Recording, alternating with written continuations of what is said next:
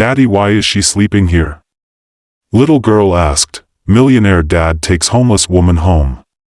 A story by Heartfelt Tales.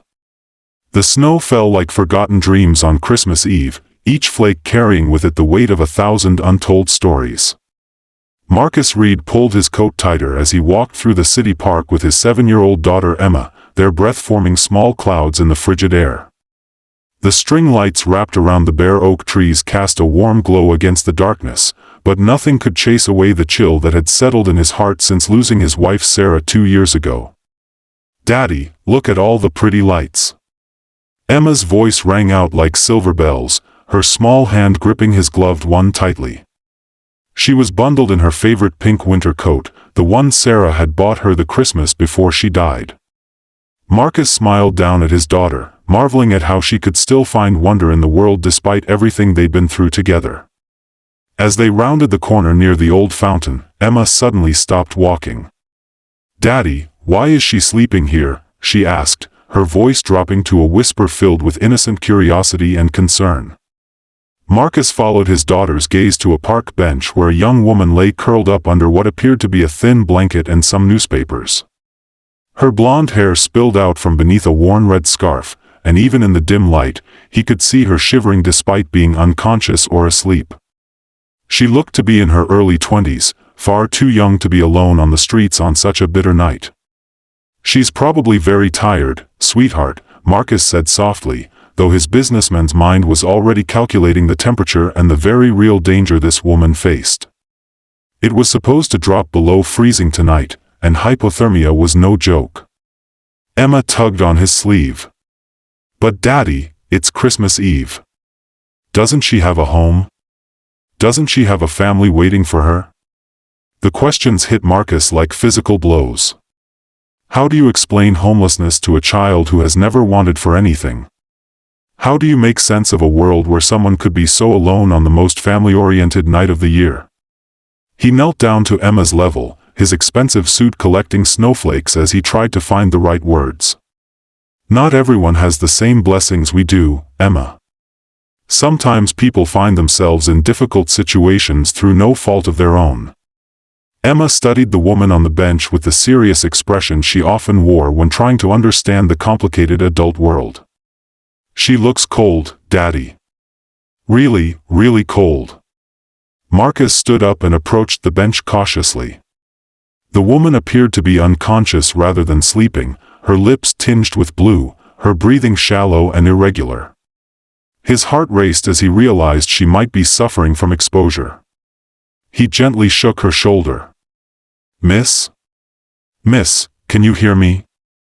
She stirred slightly, her eyes fluttering open to reveal stunning blue eyes clouded with confusion and exhaustion. I'm sorry," she mumbled through chattering teeth. "I'll move along. I know I'm not supposed to be here." "No, don't apologize," Marcus said quickly. "Are you okay? You seem really cold. When did you last eat?" The woman tried to sit up but swayed dangerously. "I'm fine," she lied, though her body was clearly telling a different story. "Just resting for a moment." Emma had crept closer during this exchange, her young face etched with concern. "Daddy, she's shaking really bad. Like when I had that fever last winter." Marcus's protective instincts kicked in, the same ones that had made him successful in business and as a single father. He couldn't walk away from this, not on Christmas Eve, not with Emma watching, and certainly not when someone's life might be in danger. "I'm Marcus Reid," he said, extending his hand. "This is my daughter Emma. What's your name?" The woman hesitated, clearly debating whether to trust these strangers. "Claire," she finally whispered. "Claire Morrison." "Claire, I don't want to overstep, but you need medical attention. And it's Christmas Eve. No one should be alone on Christmas Eve." Marcus pulled out his phone. "Let me call an ambulance." "No," Claire said with more strength than she'd shown since waking up. "Please, no hospitals. I can't. I don't have insurance. I'll be okay, I promise." Marcus understood immediately. The American healthcare system could bankrupt someone already living on the streets. But looking at Claire, at her blue lips and the way her hands trembled as she tried to hold on to consciousness, he knew she wouldn't survive the night outdoors. Emma stepped forward, her small voice cutting through the adult tension. "Claire, do you want to come to our house? We have hot chocolate and cookies, and Daddy makes really good soup." Marcus felt his heart swell with pride at his daughter's instinctive kindness, even as his practical mind raced through the implications of what Emma was suggesting. Bringing a stranger home, especially on Christmas Eve, was risky. But looking at Claire, seeing the defeat and desperation in her eyes, he realized that some risks were worth taking. "Emma's right," he found himself saying. "Our house is warm, we have plenty of food, and you can rest safely. No strings attached." Claire's eyes filled with tears. "I couldn't. You don't know me. I could be dangerous or... You could also be someone's daughter, someone's sister, someone who deserves kindness simply because you're human," Marcus interrupted gently. "Besides, Emma seems to think you need our help, and she's usually right about these things." The drive home was quiet except for the gentle hum of the car's heater working to warm Claire up. Marcus had wrapped her in his own coat and cranked the heat, while Emma chattered softly from the back seat about Christmas traditions and her excitement about Santa's arrival. Claire listened with a small smile, the first genuine emotion she'd shown beyond fear and exhaustion. When they arrived at Marcus's stately home in the suburbs, Claire stared in obvious shock. "You live here?" she asked quietly. "We do," Marcus said simply. "But it's just a house. What makes it a home is the people inside it, and tonight, that includes you." Over the next several hours, as Claire thawed out in front of the fireplace with hot soup and dry clothes that had belonged to Sarah, her story gradually emerged. She had been a nursing student at the local university until her father lost his job and could no longer help with tuition. She'd taken on debt, then more debt, working multiple jobs to stay in school. When her apartment building was condemned, she'd found herself with nowhere to go and no money for a deposit on a new place. She'd been living in her car until it was repossessed 3 weeks ago. "I kept thinking it would get better," she said, tears streaming down her face as Emma slept curled up next to her on the couch. "I kept thinking if I could just hold on a little longer, find one more job, save a little more money. But everything just kept getting worse." Marcus listened without judgment, remembering his own struggles before his tech company took off. "You're not the first person to discover that life doesn't always follow the plan we make for it," he said softly. "I lost my wife 2 years ago to cancer. One day we were planning Emma's 6th birthday party, and 6 months later I was a single father wondering how I was going to raise a daughter without the person who made me want to be a better man." Claire looked at him with new understanding. "How did you do it? How did you keep going?" Marcus glanced at Emma, sleeping peacefully for the first time in weeks according to what Claire had told them. "I realized that sometimes the best way to heal our own broken hearts is to help mend someone else's. Sarah always said that love multiplies when you give it away."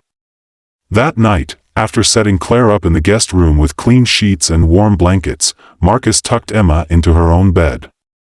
"Daddy," she said sleepily, "I'm glad we brought Claire home." "Me too, sweetheart. You did a very kind thing tonight. Do you think Santa will bring her presents too?" Marcus smiled, thinking of the gifts he'd already ordered for next-day delivery and the phone calls he'd made to his attorney and financial advisor. "I think Santa might have something special in mind for Claire." Christmas morning brought more than presents under the tree. Marcus had arranged for Claire to meet with the dean of the nursing program at the university, and had established a scholarship fund that would cover not only her remaining tuition but also provide a living stipend. More importantly, he'd offered her a position as Emma's nanny, giving her both immediate income and flexible hours that would allow her to complete her degree. "I don't understand," Claire said through her tears as Emma showed her the presents that had mysteriously appeared under the tree with her name on them. "Why would you do all this for a stranger?" "Because you're not a stranger anymore," Emma said matter-of-factly. "You're family now." Marcus nodded, feeling more complete than he had in 2 years. Emma's right. Sometimes families aren't just born, sometimes they're chosen. And we choose you. As they sat around the breakfast table that morning, watching Emma demonstrate how to make the perfect hot chocolate and listening to Claire laugh for the first time since they'd met her, Marcus realized that his daughter had taught him something profound. Kindness wasn't just about having a good heart, it was about having the courage to act on that goodness even when it's inconvenient, risky, or complicated. 6 months later, Claire graduated with honors from nursing school, the scholarship fund Marcus had established having helped 3 other students along the way. She continued living with Marcus and Emma, their unconventional family having found a rhythm that worked for all of them. Emma had gained not just a caregiver but a mentor and friend.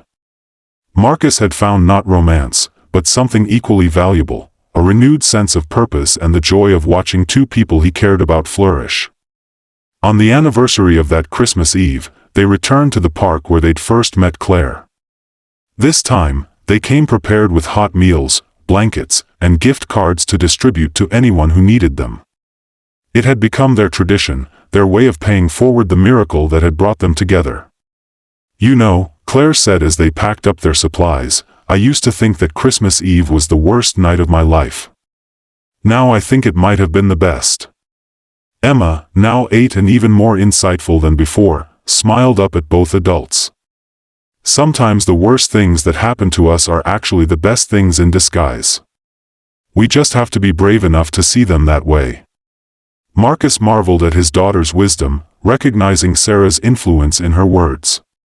Perhaps that was the greatest gift of all, the knowledge that love never truly dies, it just finds new ways to express itself through the kindness we show to others and the families we choose to build along the way. As they walked home through the falling snow, Marcus realized that while he couldn't protect Emma from all of life's hardships, he could teach her something far more valuable, that even in our darkest moments, we have the power to be someone else's light. And sometimes, in the act of saving others, we end up saving ourselves.